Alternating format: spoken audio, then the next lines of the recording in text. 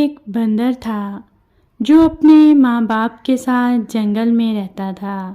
بنٹی کے کچھ دوست تھے جن کے ساتھ وہ ندی کنارے کھیلتا تھا۔ جنگل سے کچھ فاصلے پر ایک سڑک تھی جو شہر کی طرف جاتی تھی۔ ماں نے بنٹی کو نصیحت کی کہ اس طرف کا کبھی رخ نہ کرنا، لیکن بنٹی ماں کی باتوں پر دھیان نہ دیتا۔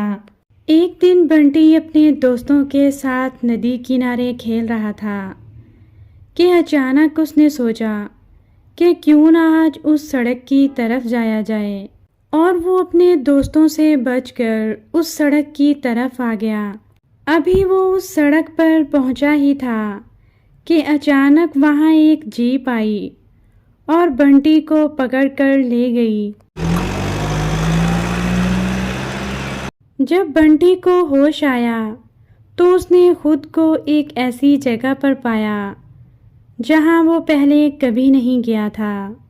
اس نے آس پاس نظر دوڑائی، ہر جگہ پنجرے ہی پنجرے تھے جن میں مختلف جانور قید تھے۔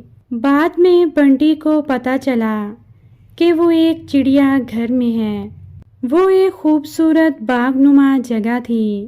اس کے پنجرے میں اور بھی بندر تھے، وہ سب بھی اپنے گھر والوں سے بچھڑے ہوئے تھے۔